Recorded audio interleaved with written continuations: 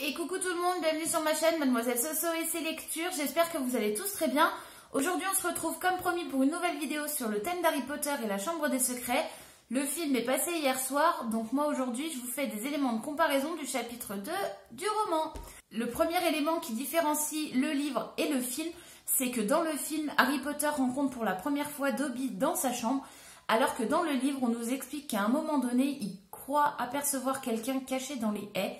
Et en fait, au moment où il le rencontre dans sa chambre, les yeux globuleux de Dobby lui rappellent les deux yeux qu'il a croisés l'après-midi même dans le jardin. Et du coup, voilà, la première fois qu'il a vu Dobby, ce n'est pas dans sa chambre, mais dans le jardin. Même s'il ne l'a pas vu physiquement dans le jardin un peu plus tôt, il a quand même des éléments qui lui rappellent l'avoir croisé déjà plus tôt dans la journée. Le deuxième point qui différencie le livre et le film, c'est que dans le livre, on a un petit rappel au premier livre, du fait que Dobby fait allusion aux prouesses d'Harry Potter en première année à Poudlard. Il fait un petit rappel sur le fait qu'il a déjà vaincu Voldemort étant bébé et qu'il a recommencé en première année à Poudlard, alors que dans le film, on entend parler de sa grandeur par rapport à ce qu'il a fait, mais on ne nous dit pas pourquoi. Le débarquement de l'oncle Vernon dans la chambre. À ce moment-là, vous voyez tous Harry enfermer Dobby dans son armoire parce qu'il est en train de se fracasser la tête avec une lampe, donc forcément son oncle débarque dans la chambre. Sauf que là, la différence est plus grande dans le film que dans le livre, parce que dans le livre, Harry enferme Dobby dans l'armoire et il ne cherche pas forcément à sortir, alors que dans le film, on voit que Dobby essaye d'ouvrir la porte de l'armoire. L'oncle Vernon s'énerve un petit peu sur Harry par rapport à cette porte.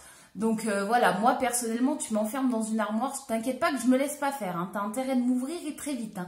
Donc bon, c'est un peu plus calme dans le roman que dans le film pour cette partie-là. Mais bon, c'est un des rares moments où le film rajoute quelque chose par rapport au roman.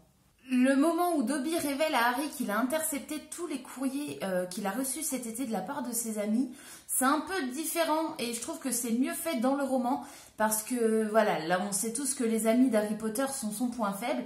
Dobby s'en sert pour faire du chantage à Harry et s'il décide de ne pas retourner à l'école et seulement à ce moment-là, il lui rendrait les lettres. Du coup, ça part un peu en brise-bouille entre les deux. Et arrive la course-poursuite dans l'appartement et qui se finit dans la cuisine.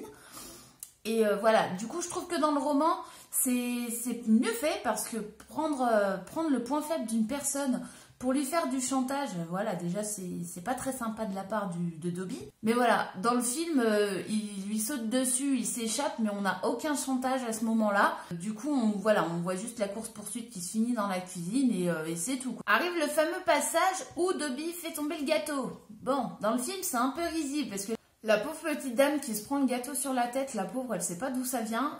Pour le coup, moi, tu me fais ça, je sais pas ce qui t'arrive, mais il t'en arrive une. Et du coup, dans le livre, c'est très différent, mais on arrive quand même à une situation parce que dans le livre, déjà, Dobby se perche sur le buffet pour éclater le gâteau par terre, par magie, hein, mais voilà, il se perche quand même sur le buffet aux yeux de tous et personne ne voit rien. Et ensuite, après tout ça, on a un événement, donc un hibou débarque dans le salon où il y a tous les invités, où tout le monde est réuni.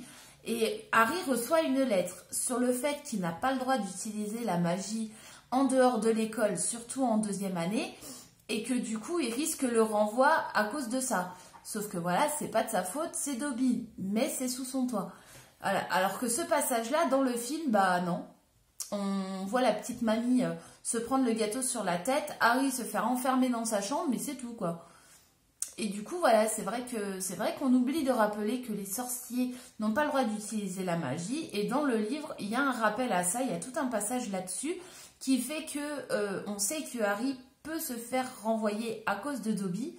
Et du coup, je pense que ça l'arrangerait bien le petit elfe de maison, hein, n'est-ce pas? On arrive au dernier passage, donc le débarquement des Weasley pour sauver Harry.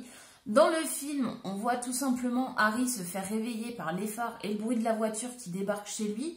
Alors que dans le livre, il y a tout un passage déjà sur son ressenti par rapport à sa punition après tout ce qui s'est passé le soir où il y a eu les invités. On apprend comment il a été traité pendant les 4 jours qui ont suivi cet événement. Et à la fin, en fait, Harry s'est endormi parce que voilà, il a la dalle, hein. On le nourrit quasiment pas. De là, il s'imagine enfermé dans une cage comme au zoo avec des gens qui tapent sur les barreaux. Et en fait, ce qui se passe, c'est qu'à ce moment-là, c'est Ron Weasley qui frappe au barreau pour réveiller Harry, parce que voilà, il dort. Je pense que comme les 3/4 des gens, si on vous fait pas un minimum de bruit pour vous réveiller, on peut toujours aller se faire voir chez Plumeau. Donc du coup, voilà, dans le livre, on sait que Harry est en train de rêver, sauf que au moment où il se réveille, son rêve est en fait réalité, parce que c'est vraiment Ron et ses frères qui tapent sur les barreaux pour le libérer. Et voilà, j'espère que la vidéo d'aujourd'hui vous aura plu. Si c'est le cas, n'hésitez pas, commentez, partagez, lâchez les pouces bleus.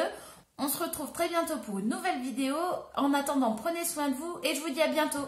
Salut!